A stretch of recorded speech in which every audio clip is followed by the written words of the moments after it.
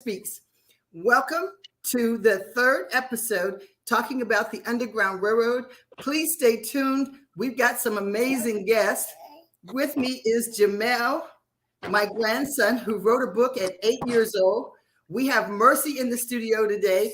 We have Dr. Queen Mother Dashanaba Kemp, Dashanaba King. I'm Teresa Kemp. Anyway, we have with us on my lap is Zaire. This is my youngest grandson. I have three on the way, 8 children, 17 grands, 7 great grands. So this one's going to be joining me for part of the show today. Say hi.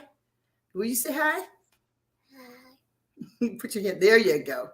So anyway, back to Queen Mother, and she's going to start us out with some breathing, our inspiration, and tell you more about Queen Mother Speaks. Stay tuned. If you've ever wanted to write a book with your family to document your family's oral history, stay tuned, call some friends, watch, share, subscribe on YouTube, follow, and let us know where you're watching the show from this morning. So to you, Queen Mother.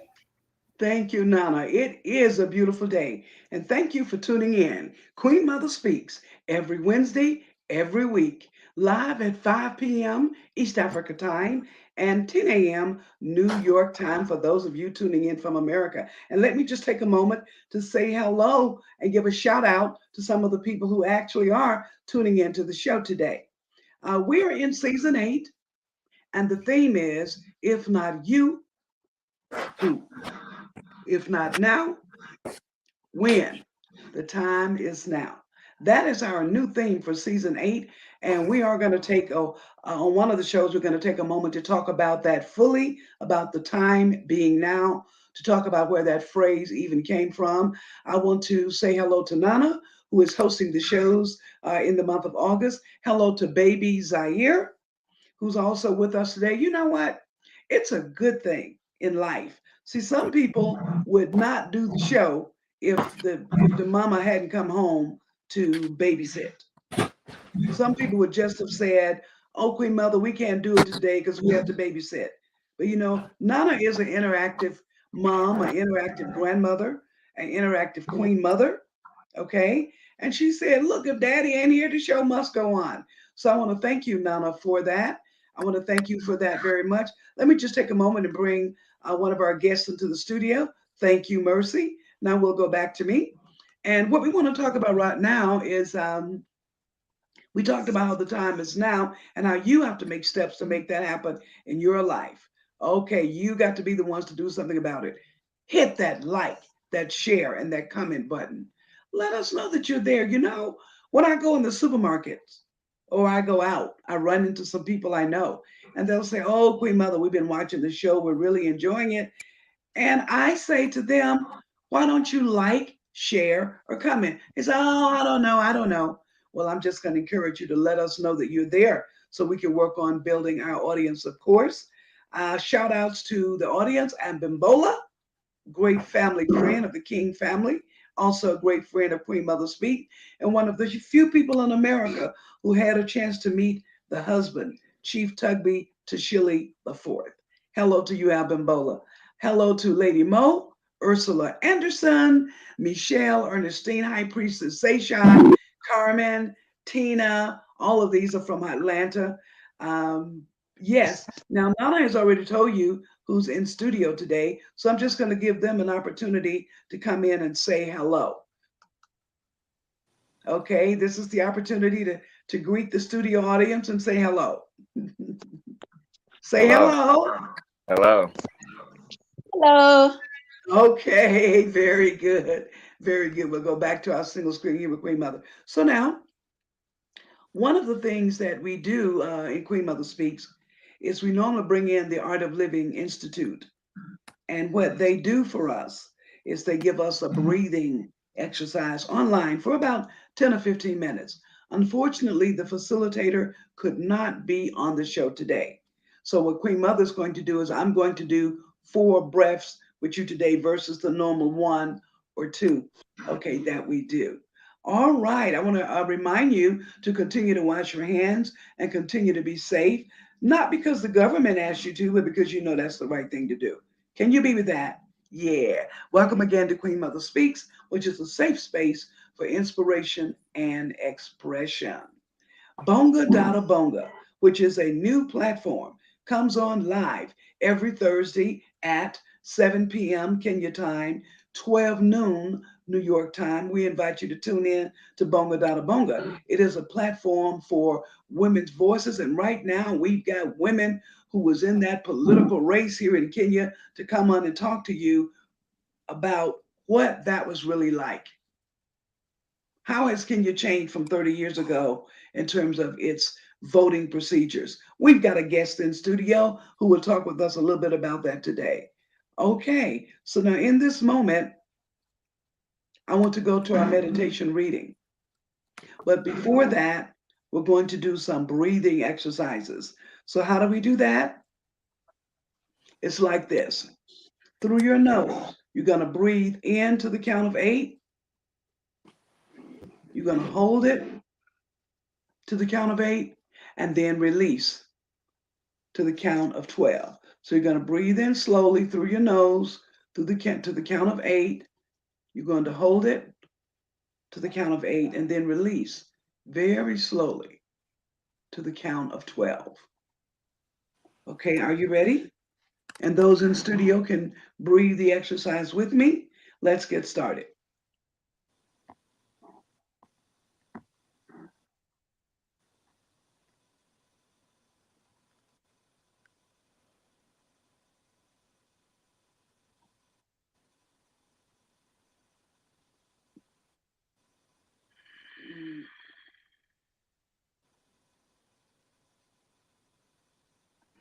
Now, I want you to really get into this exercise with me today and breathe the breath of life and let us relax our bodies, our mind, our spirits. Let's do number 2. You ready? Here we go.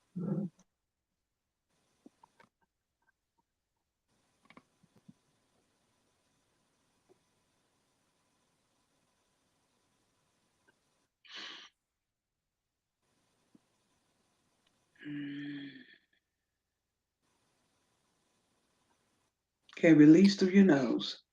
Be with it. Be with this. You can keep your eyes open or closed, whatever feels good for you. Let's do number 3.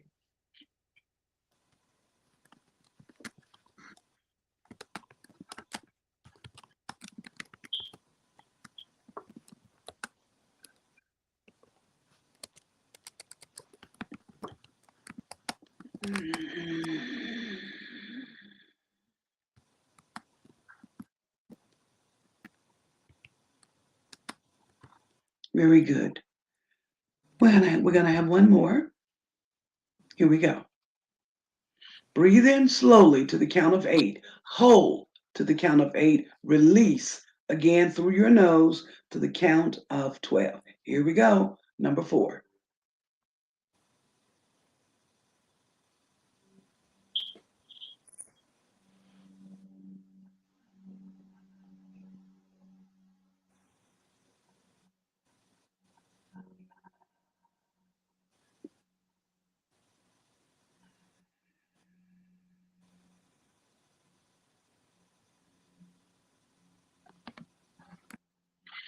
Okay, thank you. Thank you very much for breathing with me, knowing that it is the breath of life that keeps us all here on a place called planet Earth. And I want you to know that in your weakest moment, in your sad moments, even in your happy moments, you can practice breathing. You can practice breathing. Yes, you can. Yes, you can. So now we're going to go to our affirmation for today. And the topic is, I'm going to repeat the topic, and I want you to listen. Listen with your heart. I am whole and divinely created. I am whole and divinely created. I am whole and divinely created. Perhaps nothing affects us more in our life's endeavors more than who we think we are. There is a saying that if we quiet our mind, our soul speaks. In other words, we need to get comfortable telling our own self, telling my own self, you telling your own self to be quiet. Once our mind is quiet, we have the space to tune into our soul's truth. Our soul's truth. The soul knows that it is whole and complete. We must know and accept this about ourselves, for it influences how we show up for ourselves in our lives. I know who I am. I tell myself the truth every day. I am whole and divinely created. You are whole and divinely created. I move in life with the assurance that I am God's unique and divine creation. I ask you to move in life also with the assurance that you are God's unique, unique, and divine creation. I honor this truth about myself in my daily decision makings. I see this same truth in others. Moreover, I am willingly acknowledging their divinity too. Thank you, will, in me, as me, me, through the Christ within, and so it is. Our scripture reading for today, Jesus said to her, "Have courage, my daughter, your faith has healed you. Go in peace."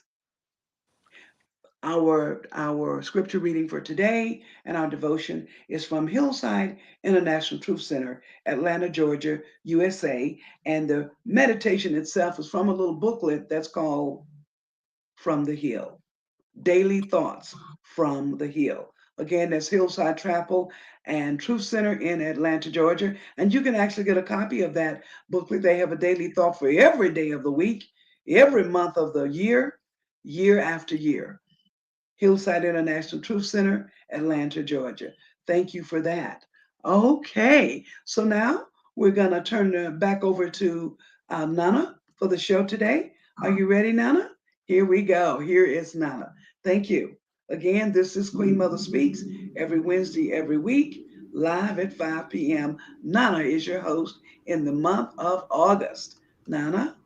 Hi. So I'm back. And as she said, this month we're talking about the Underground Railroad. This is the 200th anniversary of some of the work that Harriet Tubman did on the Underground Railroad.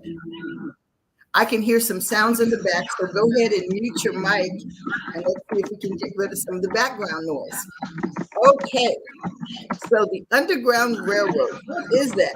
Is it a railroad that was underground? No. It was a system of people, places that hid people who had been enslaved. Many people think that only Africans were enslaved here in America, but that's not true.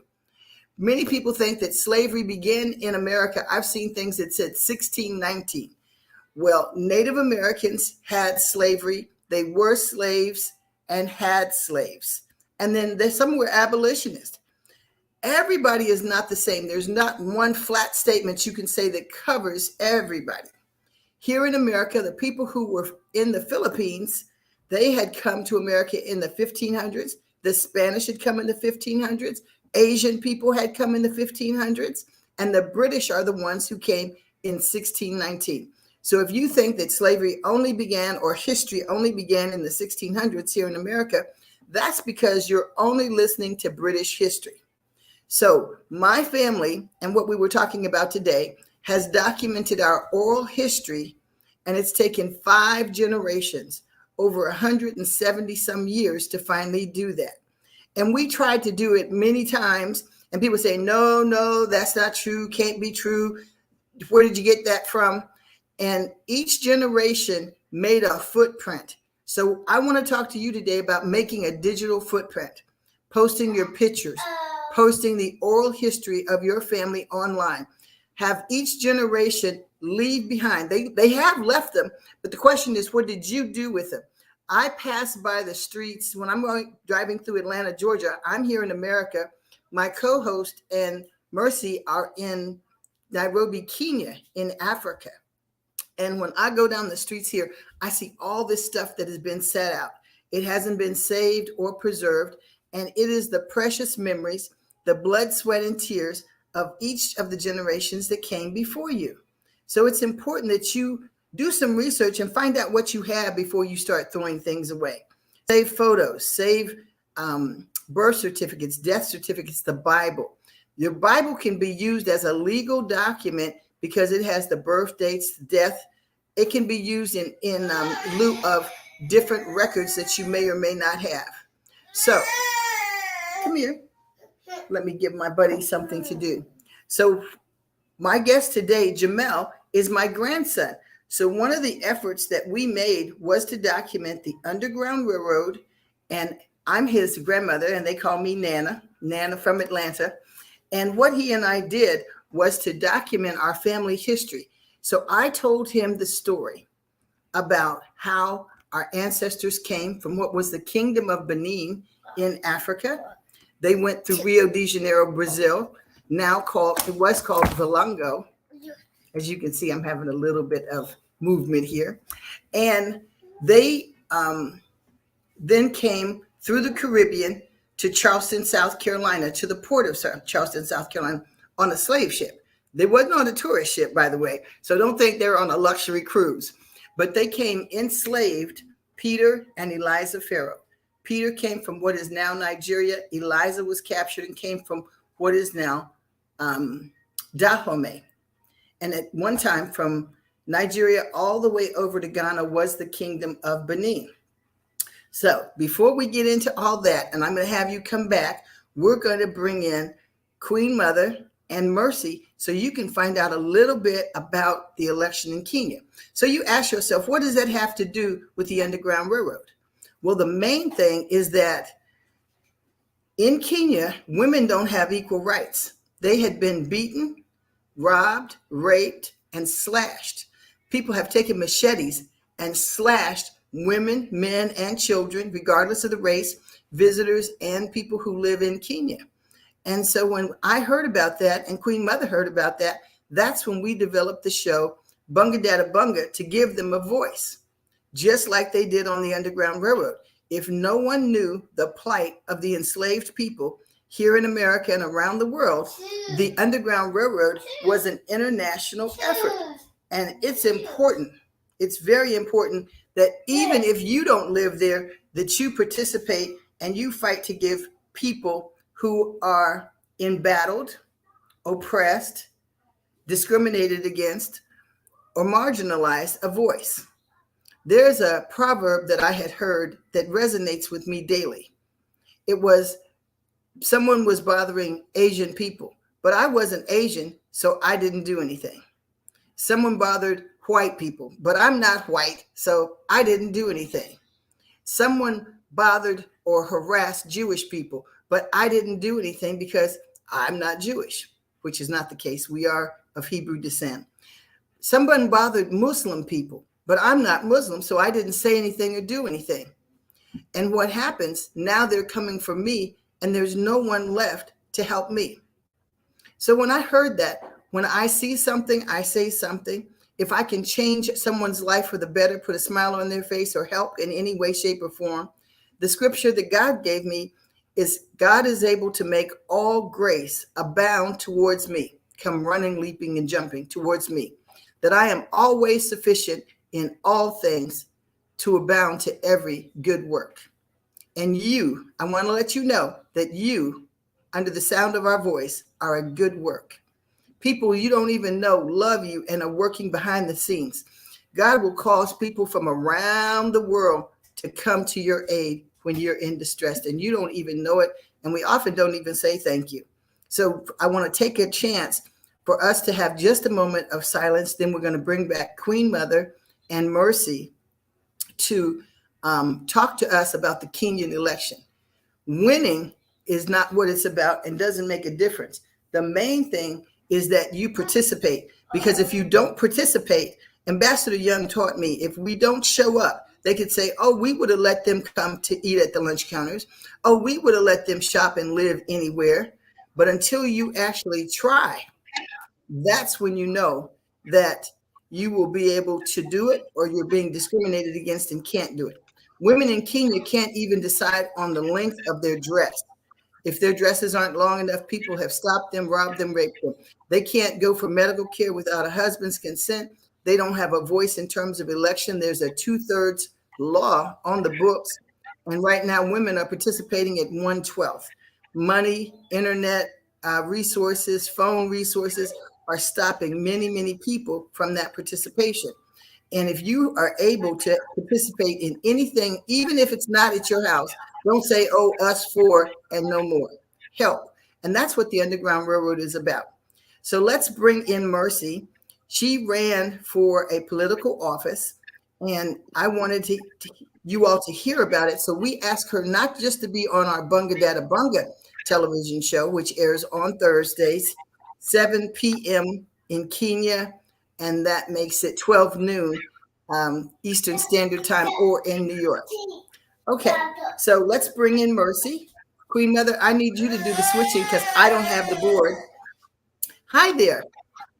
Hi. So, can you tell us, first of all, your name and where you're from and a little bit about yourself? My name is Mercy Waithinji. Sorry about that. I come from Kenya. I come from Nyeri County, which is in the nation of Kenya. Kenya is in Africa. Yes. And thank you, Nana, for the insight. They were really good. And I loved it when you said that someone bothered Asian people, and I did not do anything because I am not Asian. So I really love what you are doing, because we are our brothers and sisters keeper.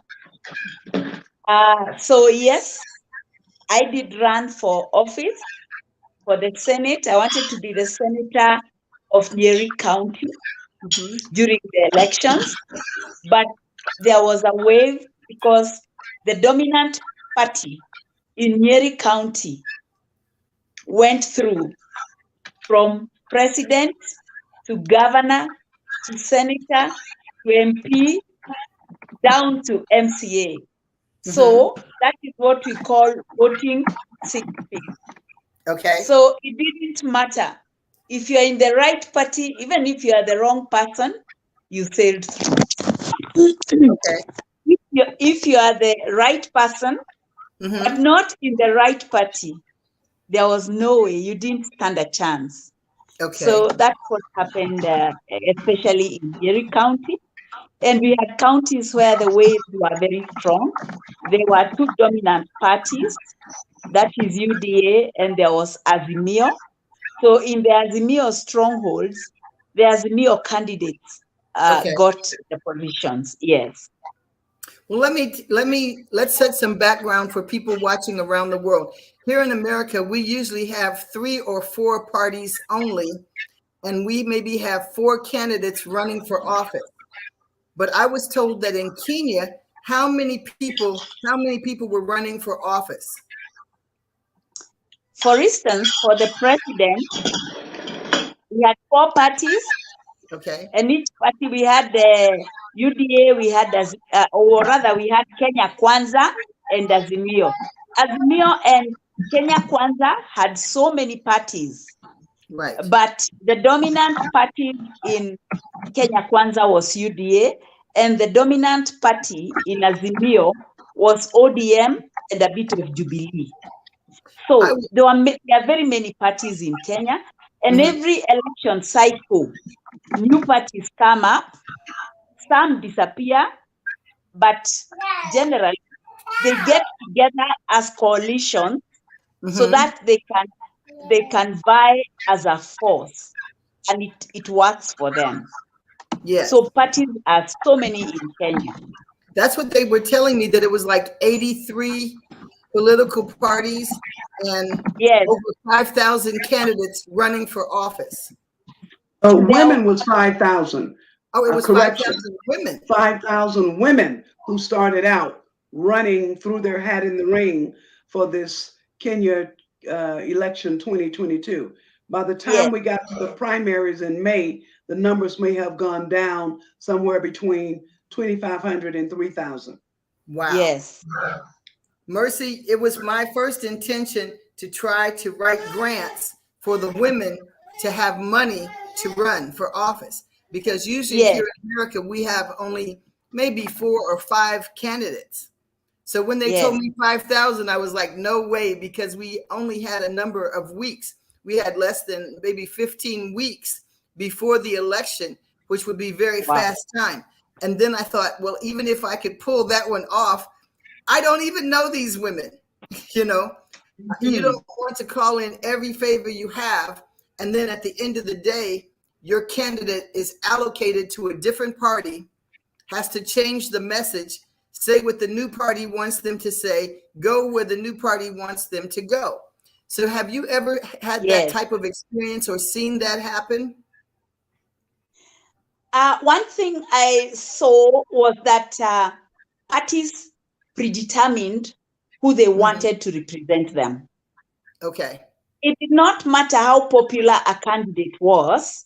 Mm-hmm. If the party decided, if the bigwigs of the party did not want you, you'd just fall through the cracks. Okay. And that is why very many people that were thrown out of parties decided to vie as independent candidates. Mm-hmm. And some of them did go through. Okay.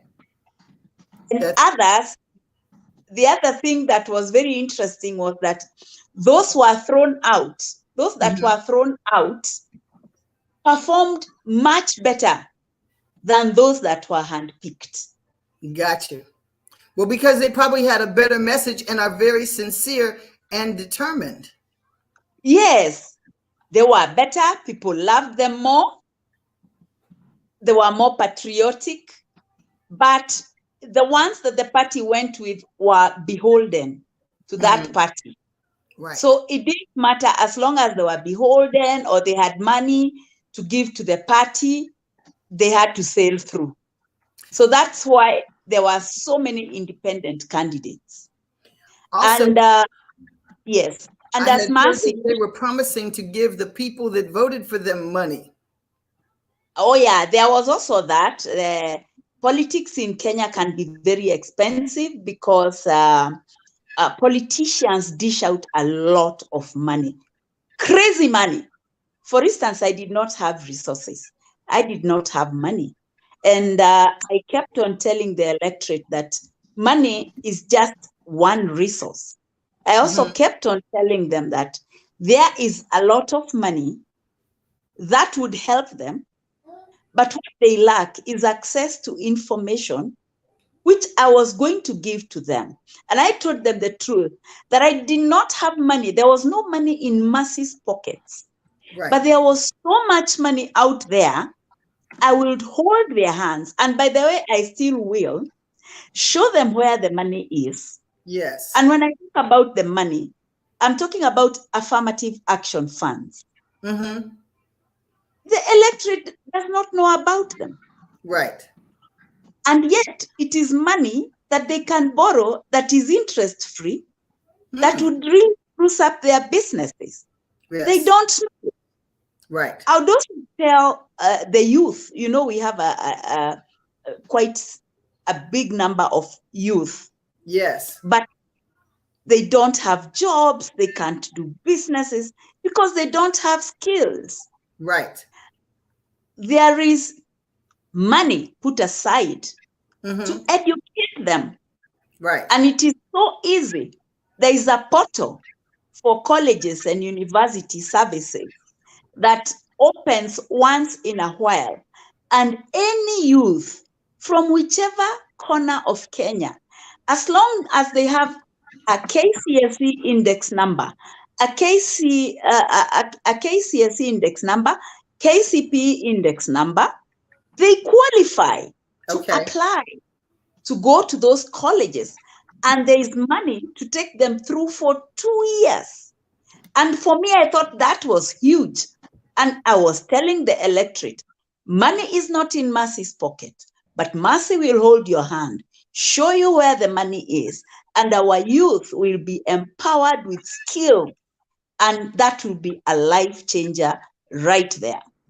But on the other hand, because of the state of the economy, people are so hungry. People with money just would dish out money. And these people, and the money they would dish out would be $100, $100.5. And that was enough for people to decide that no, we don't want stories. We want the money we are seeing now, no matter how little, than the money that we are being told about for later. Yes. So like Esau in the Bible, they ended up selling their birthright for a meal for just one day, which was so tragic for me. Yes. The information is important. Information is important. So if you would like us here on Queen Mother Speaks to inform the people and put that information coming from you, we can do that because we do the show year around. Yes. So people need to know information. So please help us to share that information with the youth and the people of Kenya, because there's so many resources, even here in America and throughout the world. We do programs, a grant writing program here on Queen Mother Speaks, so that people who need grant money in Africa, or people who are here in America that want to write grants and send the money to Africa for tourism, for business ventures, for education, can do so.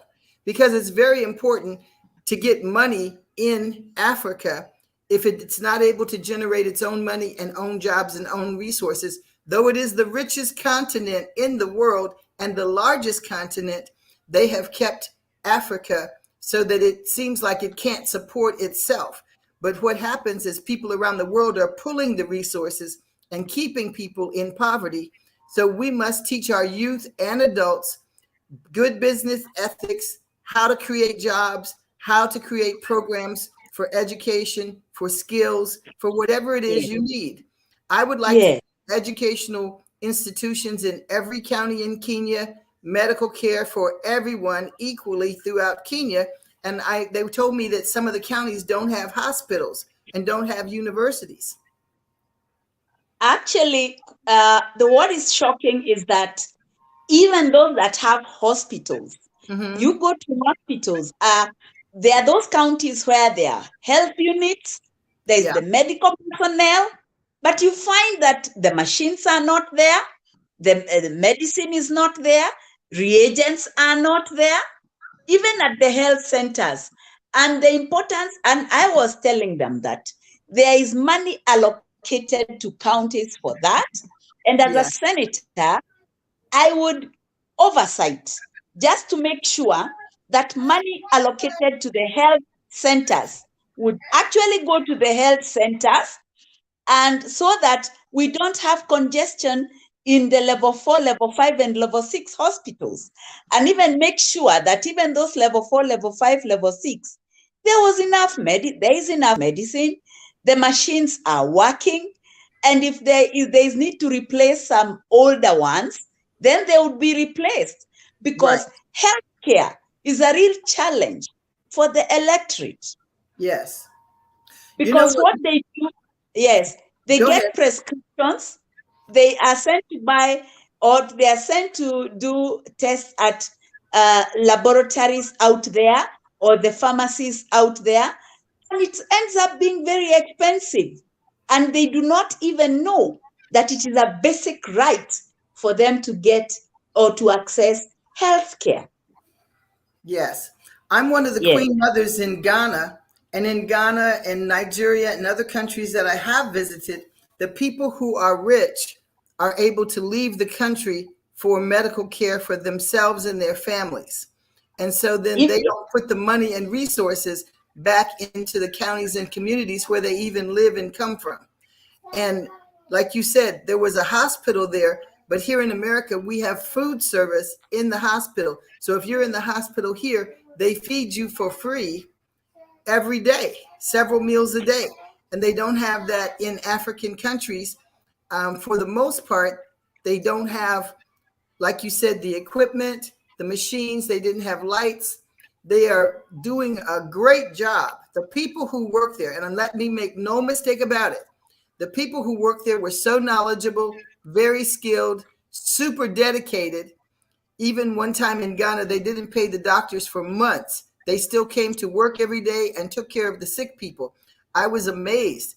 And the people trained, local people in the community train under these doctors and nurses and provide the health care if the doctor is not there in your area every day. Because some are touring where they go around to different communities that don't have medical clinics and hospitals.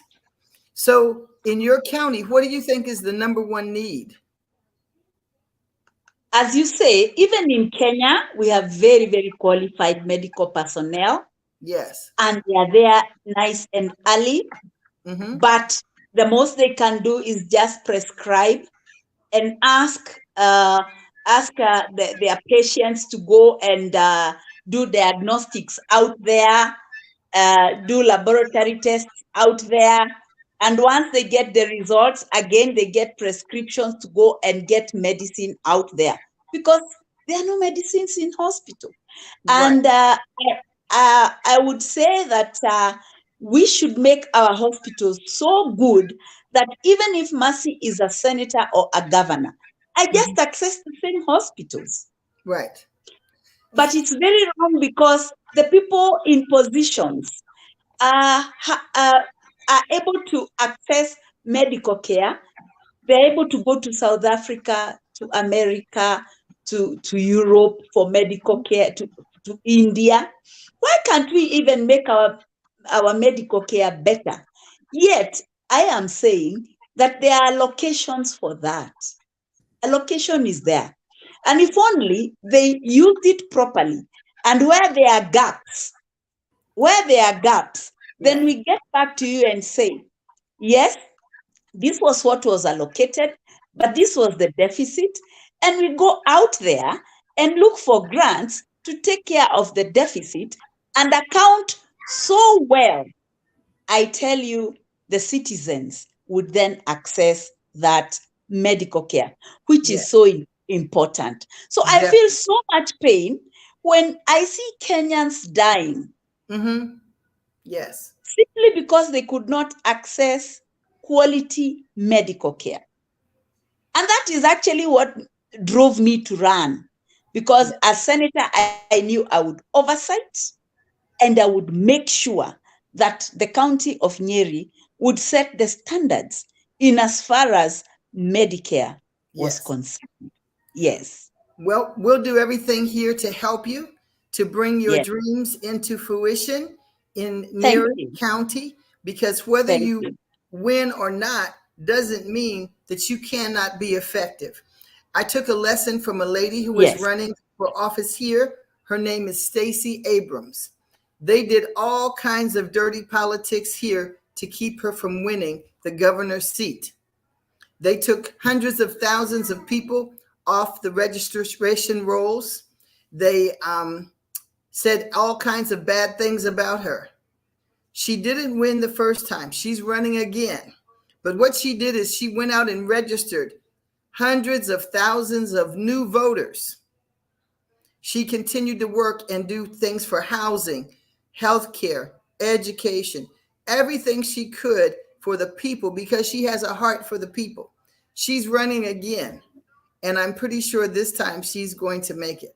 So I hope that you will keep this same fiery spirit that you have and let us see what we can do to keep getting your message out on Queen Mother Speaks to the people of Kenya and around the world. You've done good. We are so proud of you. I can't say it enough, because if you had not run, it doesn't put pressure on the people who get elected to do anything locally. Now they're going to have to change. And for the people around the world, something I had never seen before, here in America, we do T-shirts for the electorate. They do the fabric wrappers, and they even had donkeys parading down the street in fabric with the political party on there. So imagine having to make clothes for donkeys with your political message and things on there. They gave aprons, hats, T-shirts to all the people in the market where people go to buy their food every day. I don't think they understood the level of money, Mercy, required by a candidate is different and more in Kenya because we have rules where candidates cannot pay people for their votes. You all don't have that law on the books. And like you said, they were promising people all different levels, very high amounts of money if they'll cast Yes. their vote for them. So I'm curious in the coming weeks to see if you find people that were actually paid for their votes. Let us know, because I thought maybe they were going to make the promise and then not give them the money. What happens is that, especially the night before election, hundreds of millions is dished out. Wow. Yes. At night. Yes. So even if there was a law, enforcing would be a problem. Okay. Because the giver and the given agree. Yes. Yes. So Now, the other thing I wanted to say. Corrupt. Go ahead. Yeah, I'm saying they are both corrupt. Yes. Because one is happy to be given. And the other, you know, as it was my first time in politics, and as I was distributing the badges for my agents, I was wondering, what are families doing out at night? And the way it's cold right now in Nyeri, it is so cold. And they would all be out there. So I asked, and I was told later, they were waiting for money. They are waiting for money and they will be given. And unfortunately, say even where there is a race, and we have 6 candidates. Right. And 4 candidates have too much money. The 4 will be flashing the money. And when these guys go voting, they will remember who paid them last. Okay. Wow. Not who will do what for them once they're in office. Yes. Wow. Wow. Yes. That is something. Well, I want to thank you for being with us this morning on Queen Mother Speaks. One more thing, I keep saying one more thing. You know how women are, but how people are. The main thing is that in the last 30 years, no one has ever been brought to justice for the abuse, for the killings, for the robbings, for the rapings. So the president and the judicial system and the police promised before the election that they have this 2-week process where they were going to be watching, catching, and prosecuting, bringing to justice the perpetrators of violence. So please come back and let us know if anybody was ever held accountable for the election violence or abuse of people during the election. We look forward to having you back on. Thank you so much for being with us today. We love you. Love you, Nana. Love everyone on the show. Thank you. Thank you. Let us bring in our next guest, Dr. Jamal, so that we can go ahead and talk about the Underground Railroad. So, Jamal, have you been listening to the process that they've been going through in Kenya? Yes. I actually didn't know that it was all going down like that. And, yes. Young men with machetes, your age to older, take a machete and go out and actually cut up the people, go into their homes, rob, rape, and beat them. And can you imagine candidates paying $100 for your vote? That's crazy to me. Can you imagine? And you're a senior this year, correct? Yes, ma'am. In high school in Bexley, Ohio. Can you imagine going to social studies and having to read about 5,000 candidates to follow them through the election process at school? No, I can't. Do you all? Go ahead. See, in the States, issues like that aren't really talked about, and so I feel like it's really important that we're discussing this right now, so the audience can learn, especially over here in the U.S., that you can take action and you can do things to help. Yes. So on that note, you've always had a heart for other people and for Africa, even before you found out all of our heritage. For our studio audience, when Jamal, he's an artist, what's your favorite type of art to do? I love to draw. Mm-hmm. And so he was sketching, and when he was in preschool, they took 10 of Jamel's drawings and auctioned them off and built a wing of the school. So when his mother told me that, I didn't even get one, and your mother didn't get one either, did she? No, she didn't. Have you ever seen any of those drawings? No. Actually, I was told by my mom that they auctioned them off, and they had never discussed or talked to me about auctioning my art off. So, well, you were under 5 years old. I know, but they could have. No, I got upset because they could have put a scholarship fund aside for you. They could have given your mother part of the money or a percentage of the money for you. They could have done a lot of things. You are an extraordinary artist. And that was one of the reasons I wanted you to illustrate my book. And so Jamal is the illustrator of the book, Keeper of the Fire. And then you and I wrote a book. So what are some of the memories you have of my mom and dad talking to you or seeing the quilts or history at their house? I always remember that they were really big on teaching me like history, and not so much as our history, but they would always make sure that I'm educated on certain things. Like I remember Papa always wanted me to, take piano classes with him or go golfing with him. And I remember briefly that Omi, my great grandmother and Nana's mother, she would always tell me about the quilts and the plantation quilts. And at the time I was too young to really understand. But now that I'm a little older, that I realize that it's such an important thing. Right. Because people who are enslaved on the Underground Railroad did not have a way to get free. And our family, what's really interesting to me, Jamal lives in Bexley, Ohio, which is actually Columbus, Ohio, too. So tell us a little bit about your school. I live in a predominantly Jewish white neighborhood. Mm-hmm. And always have. Yeah, we're probably ranked 102 in the U.S. for academics. We have a 98% millions of schools. Rate.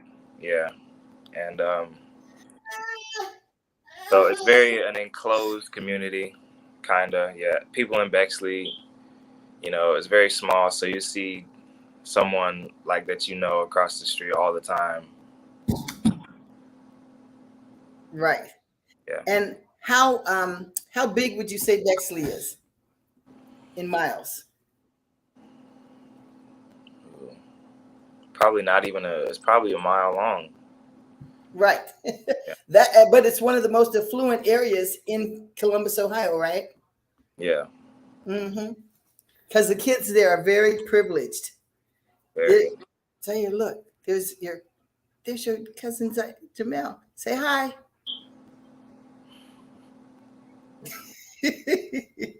We went to visit Jamal because I took Zaire with me to the Dallas Museum, which was an 11-hour drive, and he stayed with me for the week.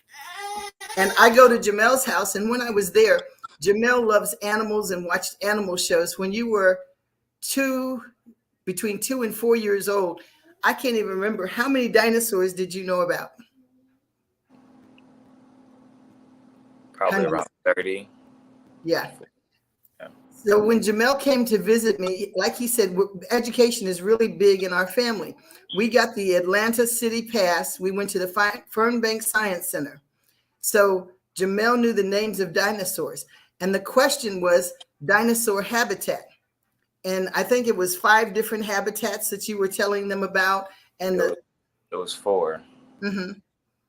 And the guides had it wrong. And they were college students volunteering during the summer. And here's this little 8-year-old telling them about dinosaur habitat. What was your favorite dinosaur? At the time, it was the Suchomimus. And what does that even look like, or where is it from? It's a raptor, and it was in the Jurassic period. And so what happens, Queen Mother, is Jamal knows the names of dinosaurs, their habitat. He can look at a dinosaur and tell you whether it's going to eat people, whether it ate. I remember distinctly he was telling me, Nana, that's a marine, it was a bird, but it was a some type of marine mammal. Anyway, I'm thinking it's just a bird. Long story short, Jamel had the type of bird, its habitat. When we went to the zoo, what was your biggest memory of the zoo, Jamel? Shoot, I don't know. We went to the zoo so many times. Well, when we went to the zoo in Atlanta, Dash, people start following us around because Jamel, and of course me, I usually don't tell people we can talk to the animals. Well, when we go to Kenya to see Dashanaba, you know, their animals are running wild. You can go see. What's your favorite animal, Queen Mother? Wow, it's somewhere between the elephant and the giraffe. Okay. Somewhere between them. I like them both. I've had a few encounters with the elephant. You know, when I've been out on safari, you know, when the elephants, when they decide to flare their ears, that means they're ready to do something. And I was near an elephant and I didn't know that. So it was only the grace of God that kept him from doing anything to me, because I didn't know he was ready for battle when his ears started carrying on like that. See how God take care of us. Exactly. I also go ahead. I also had an encounter, okay, with a what shall I call it? A cheetah? Or leopard, I think. Yeah, I had a encounter with the cheetah. I was on safari and I woke up early and I felt like walking. So I put on my walking shoes and got my little radio and earphones, and I went out just to singing and walking. The Lord is blessing me right now, Lord, right now. And I happened to look over to the side and I saw a cheetah sitting in the grass. And I froze because I don't know, he wasn't even 5 feet away from me. And we know that cheetahs run. We already know that cheetahs can run at 70 miles an hour. And I just stood there because I just didn't know what to do. And then I started crying. I know I cannot run him, and I started crying. And I'm like, Lord, this ain't right. This ain't fair, Lord. I've been working in the church since I was a little girl. I done cleaned toilets. I done everything for you, Lord. And now you're going to let a cheetah eat me? Oh, Lord, that's not fair. I thought you loved me, Lord. And I'm just having an argument with the Lord because I know that this guy is coming for me. And all of a sudden, the cheetah just kind of stood up and he stretched. And then he just walked away. And I'm just still standing there. And I was so scared I peed on myself. I felt the warm water going down my leg, and I said, oh, Lord, I know he's coming for me now. He going to smell this pee. Help me, Jesus. Help me, Lord. Help me, Jesus. Help me, Lord. You know, but people he walked away. That they're in Africa with wild remembered animals. that I needed to leave. So I ran fast back to the campsite. Cheetah! Cheetah! Cheetah! And my friends who were with me jumped up. I don't even know if it was 7 a.m. in the morning, because you know it gets daylight very early in Africa. So they said, what's the matter, Queen Mother?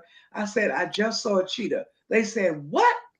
We've been in Africa 7 years and we've never seen a cheetah. Take us. Show us the cheetah. And you know what I said to those brothers? They must be out of their mind. Right. They're out of their mind. I was not going back to find the cheetah for them. So later in the day, I guess about an hour later, we got ready and we went for breakfast. And when you go for breakfast, the waiters always ask you, what animals did you see today? And how is everything? And I told them that I had gone walking. I ran into a cheetah. And you know what they told me? What? They said, listen, don't ever go walking by yourself on safari. That is a very, very, very dangerous thing to do. They also Right. said the only reason why he didn't eat you is because he was already full. Exactly. He didn't move. He didn't move because he was too full. He'd already eaten. Yeah. That's the only reason why he didn't bother you. So they begged me not to ever do that again. And I will tell you that I have never done that again. Well, That's my animal story, Jamal. when That's my when animal Jamal story. was in second grade, he saw online about the gorillas needing help in Uganda. Do you want to tell us Mhm. about that, Jamal? Yeah. So my school, they gave us an opportunity to start up a project, and it was any project we wanted. And so I researched online. I took Nana's laptop like I always do, and I researched online. And I was like, well, since I love animals, I might as well start a fund on it, endangered animals. So I looked up, and then it said that all the funds were at the time were focused on gorillas because it was close to when the gorilla in the zoo in Columbus had died and got shot. Oh, And so uh, I started like gathering pennies from my classmates, and I don't know. I don't remember how much money I ended up making. $2,000. Yeah. There you He go. was in second grade, Mercy, and was able to, his school would come by in the morning, a big jug, the water jug from a water cooler, and drop pennies in every day. Wow. Hmm. Wow. And he raised $2,000. And I think initially what happened is he decided just to give a donation on our behalf because he could click on the buttons to give money. So, of course, my mother and I, we gave money to the gorillas in Uganda. And then What? yes. So Jamal in second grade raised $2,000 with his school, help of his schoolmates for the gorillas in Uganda. And I think she had a baby, Jamal. Yeah, the organization ended up giving you a name of the gorilla that you saved, and I don't remember her name, but she did have a baby, and Yeah, that was probably one of the best moments. because she was saved from poachers, and Yeah, people were killing gorillas, and they had this gorilla was about to become extinct. And so then when he was in third grade, he wanted a zoo. So, ladies, I had him do all the research, and he would actually take the telephone and call up the zoo association and say, "Can an 8-year-old have a zoo?" And they said, "Yes. He just can't do the work on the animals." They said, "You have to get adults or people who've gone to college and veterinarian school to then go to college." So he came to visit me that summer, and we went to the Georgia Aquarium, the Fernbank Science Center with the dinosaurs, and we went to the zoo. So here we have to pay money, Mercy, for a tree branch for Jamal to feed the giraffes. So we're on this tall What? platform. Yes, I know, it's so funny. Up by Yes. where the giraffe's head is. So they give, Jamal is now 8 years old, and I pay the money, and they give Jamal these tree limbs to feed with leaves on it to feed the giraffes. Queen Mother, the tongues of giraffes, I'm trying to get my hands in the picture, are like 2 feet long. No, 2 feet long. So Jamel's standing there holding the branch. What did the giraffe do, Jamel? he reached out for my arm, and his tongue just wrapped all the way around my arm. Oh my goodness. What? Yes, the giraffe, his tongue went in a spiral around Jamel's arm, saliva Oh and Lord. all. He was How? licked. What And did I you do, remember Jamel? What did all that the feel like? What did that disgusting, feel like? disgusting. Huh? It Disgusting. was just Because what I remember about giraffes is that their tongues feel like sandpaper. it was it it felt a little weird. And I remember all the workers like, "Oh my God, I'm so sorry." They gave me a towel to wipe all the slobber off. It was just It was all over. I'm thinking, oh my God, his mom's going to kill me, her only child. and he came down here and got ate by a giraffe. I didn't even think giraffes ate people, but I just in my mind, after he wrapped his tongue around Jamel's arm about 4 times, I just saw him snatch Jamal into his mouth. So I'm holding on to him for dear life. But he just pulled, he's trying to get the tree branch. He got the branches, his arm, and everything. So people started following us around the zoo. Jamal knew that there were naked mole rats, talked to the flamingos. We had the baby gorilla. Our gorilla had just had a baby at the Atlanta Zoo. So Jamal begins to dance and talk to the mommy gorilla. But I mean, she's a mile away behind glass. They have the big natural habitat, but it's like you got a window to the gorilla habitat. Next thing we know, all the people we were waiting, everybody wanted to see the baby. She gets her baby and brings the baby to Jamal to see. And they're interacting. Yes. So everybody rushes over and starts taking pictures of Jamal talking with the gorilla. And the mommy gorilla is showing off her baby for the first time ever. And people were taking pictures. And people began to follow us around the zoo as Jamal has me walking through the zoo, teaching me about the animals. So now what is your favorite animal, Jamal? Now what's my favorite animal? Uh-huh. Dingo. And what is bingo? A dingo is a wild dingo. dog. Oh, yeah. Okay. Yeah. It's like a wild dog. Mm-hmm. They're known for eating babies. If you ever watch the movie. Okay. Yeah.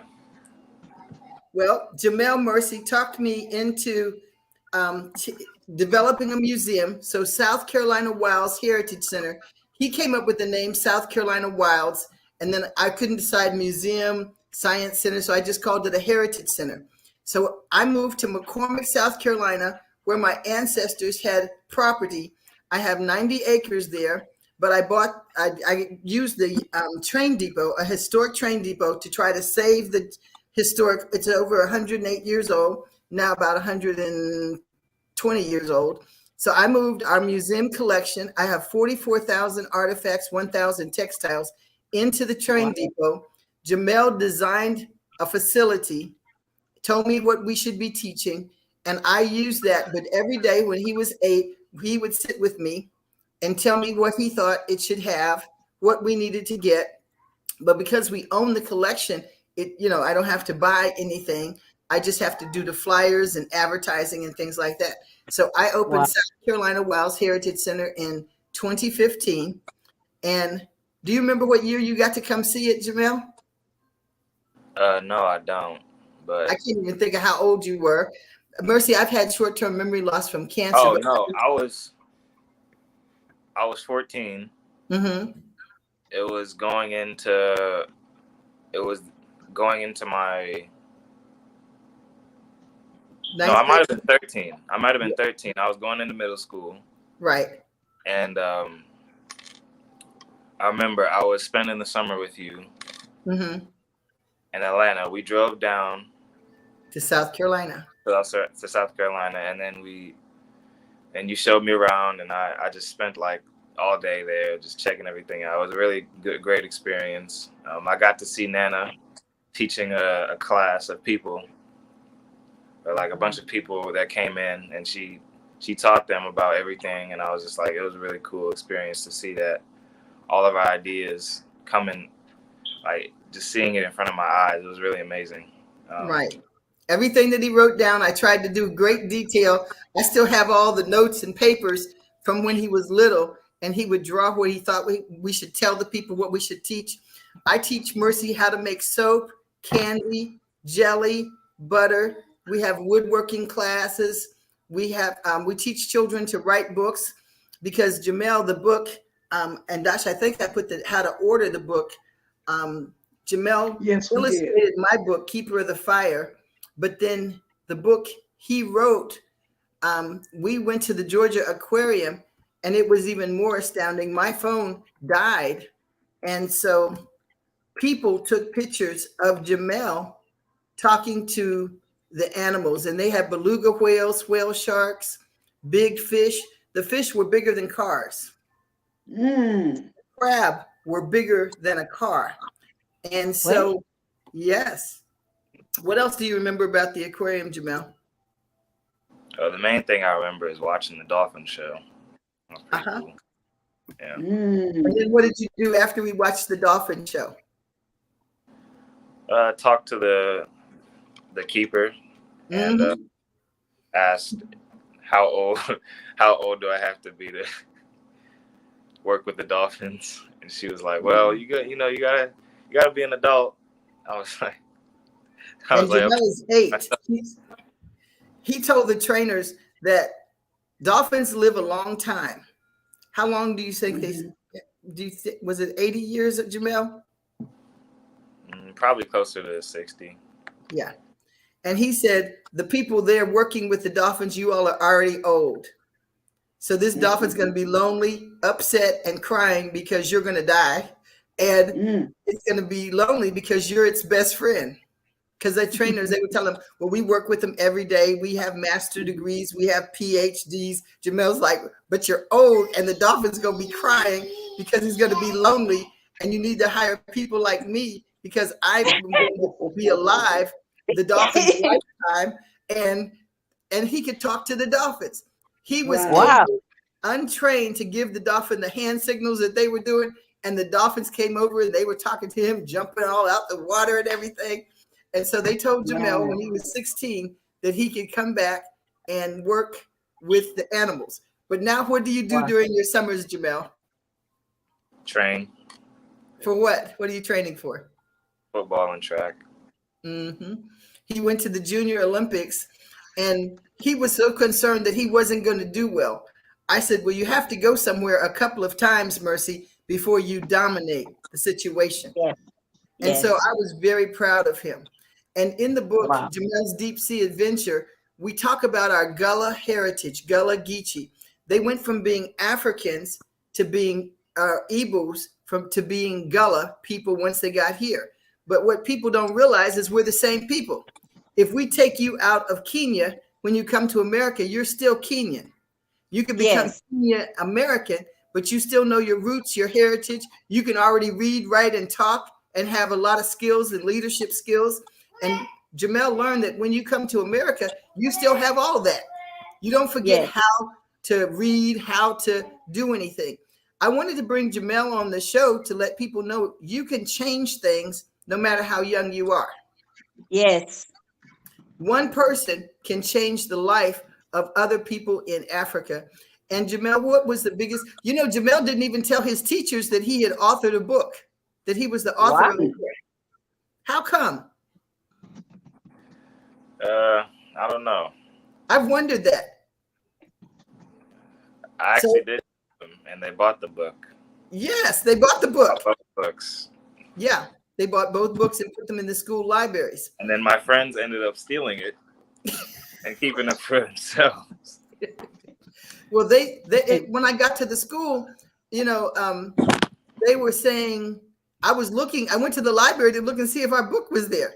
And Jamal, it was amazing. Mercy, when I was a child, 13 years old, my great aunt came to Germany where I was born and told every time we went on a tour, and no matter what they showed us, they go, oh, these are the jewels, the crown jewels of England. She goes, African. They go, these are the great trees from such and such a place. Greece. She said, African. They said, this medicine and these theories and mathematics came from Greece. She said, Africa. And she had a PhD too and was a principal at a school. So she could run down how it got to Greece, Italy, France, England, Germany, wherever we went, Jamal. And I said, by the time we get to the next country, I think we were going to Sweden. I said, Mama, doesn't she think white people did anything? She said, I heard that. She said, we are all one family. She said, we are all the same people. We, Black women, have everybody from white to dark. So dark, we're beautiful and purple. They're all our children. And they're not wicked or evil. I don't have any wicked or evil children. She said, I might have children that don't have knowledge, that are misguided, but not evil. And she said, everybody's not going to be good. So Jamal has had a view of the world. When I went to his school, I asked his principal, I said, is this a Jewish school? Because I called him up and he was home. I said, Jamal, what you doing home today? He says, Nana, everybody knows it's Hanukkah. I didn't know it was Hanukkah. And I thought, that's a Jewish holiday. The principal said it's about 8 of us that are not Jewish here. So then they celebrate all of the Jewish holidays. Jamel's project was to document his family history. Well, you know, the Jewish people take it all the way back to biblical times. Yeah. So my daughter calls me, and I had 7 generations of our family documented. And that began us documenting our history back to 948 BC in Africa. Cover that mouth. And 149 AD in Europe. So Jamal has been part of that project and the bookkeeper of the fire that we wrote together and he illustrated. I wanted it to be meaningful for children, important for Africa, to show we can document our history. Africans kept great records. You maybe just can't read them, but you must look everywhere, not just where you live, for African history. So it's not a matter that Africa doesn't keep history and didn't keep books. It's that we couldn't read it. Jamel, do you remember our tree bark fabric map? What's the most important thing in our collection that you liked?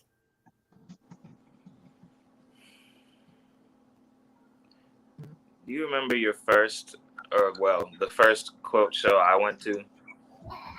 Where was it? It was in Georgia.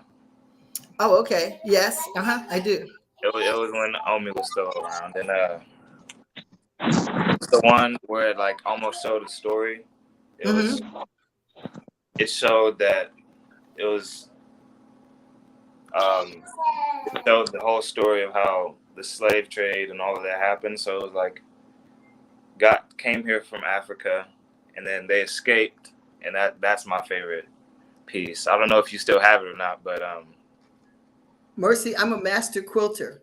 So the quilt behind us, this is the last quilt my mother and I, of course I still have it. I hate to say I'm a quilt hoarder, but we have over 1,000 textiles. So I'm a textile artist and I hand make the ones. This is the last one my mom and I and several other quilters made.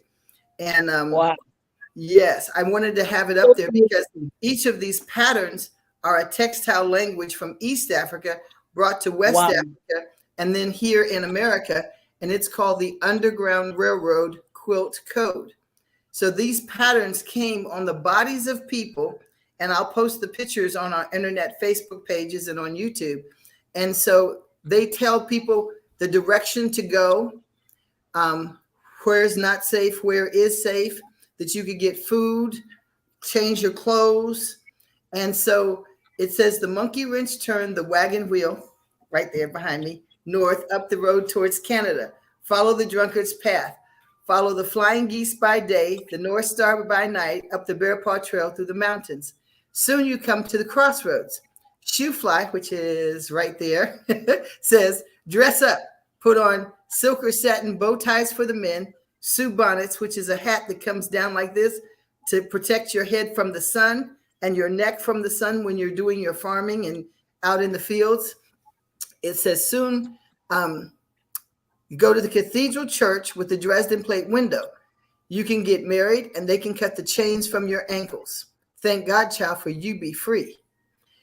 And it tells us basically when we get there, build a log cabin, dig a 9-patch garden. Child, when you get hot, you can stop and fan. Men can go sailing on sailboats. Children can play with pinwheels. And when someone dies, we weave sweetgrass baskets, put wildflowers in it, and put it on the grave. Thank God, child, for you be free. It'll always be howdy, howdy, and never goodbye. You and your children will never be sold away again. And what happened is me and my children, I have 8 kids, 17 grands, 7 great grands, and we have 2 expecting babies now. And so God has been very faithful. 2 or 3?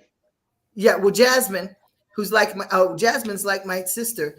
My parents adopted the great grandchild when her mom died. She was 2 years old and she's expecting 2, Jamel. So we got a year coming full of babies.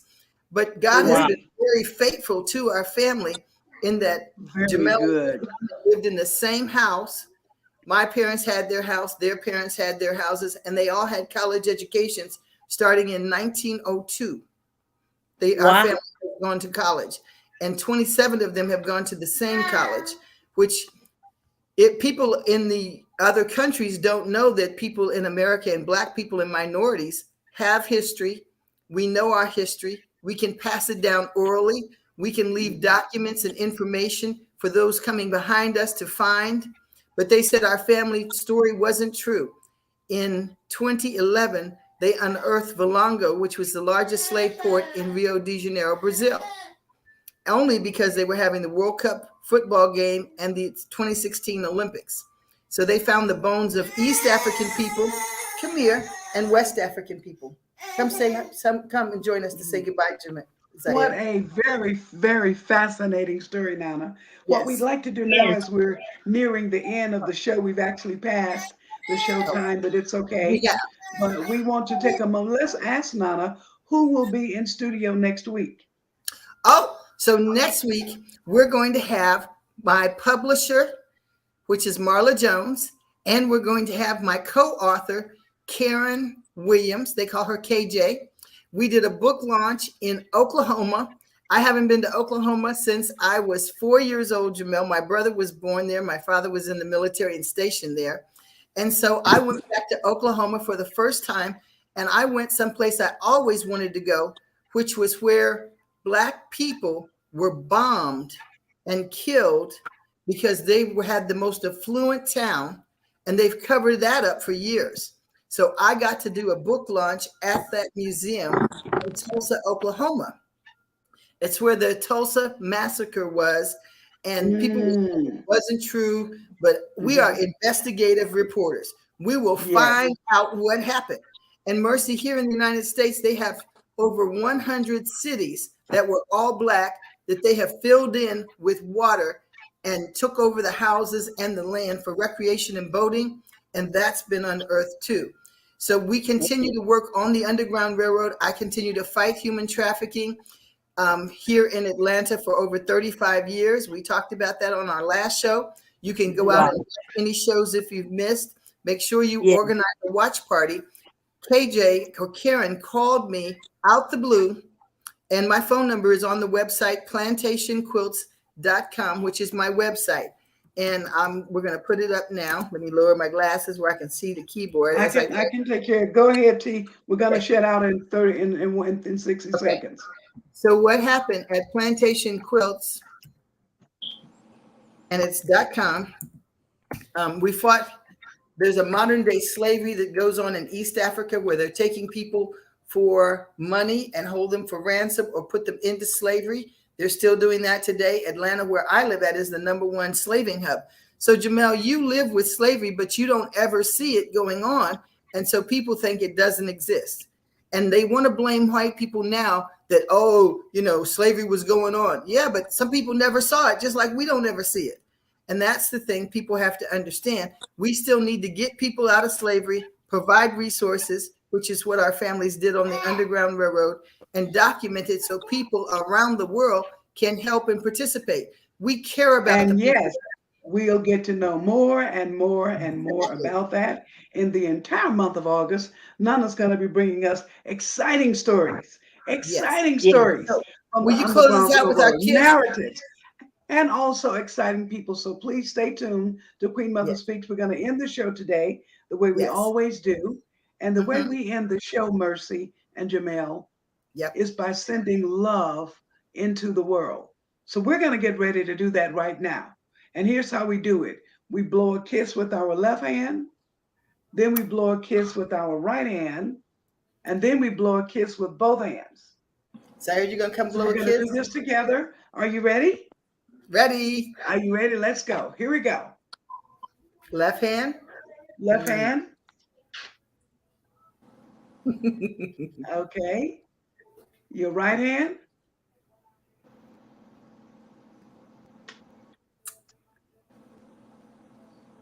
And now both hands.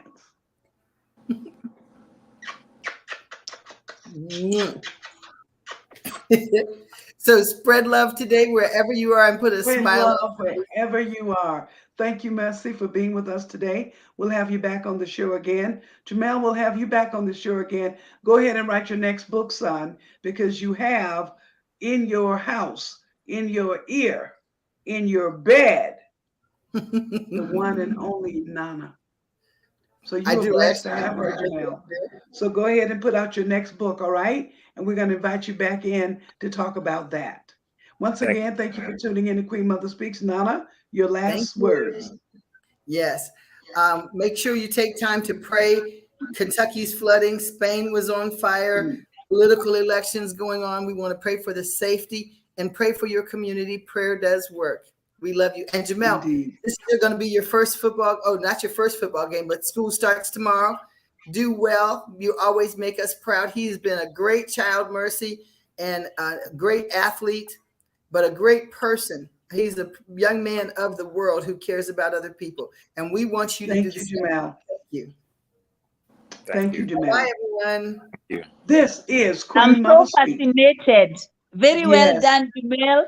Keep up the good job. You are so young, so resourceful, so amazing, so fascinating. I long to meet you someday, and Nana too. We're going to I've come met Queen Mother before. We'll come. Yeah. And Okay, Queen Nana, Mother did you get any photos? Yeah. Oh, Nana, did you get any photos today? Please get one right now before we go off. No, I can get it from the video. Okay, very well. Yes. Like this? Yeah, like this. Oh? My grandson has taught me a lot about technology. He's a whiz. Really? Yes, ma'am. And his mom, she's really good. She is really good. So he's taught you a lot. He's taught you a lot. Uh-huh. Well, I'm going to capture one right now. Okay. So, Jamal, we try to take a picture of the show as a memory, but I realize I can just play the video full screen and take the pictures at a later date. So I have an Instagram page, One Keeper of the Fire. Teresa R. Kemp is my author's page, and Jamal has an author's page, so you'll get to see him. He was in the high school art show when he was in 3rd grade, and he's there.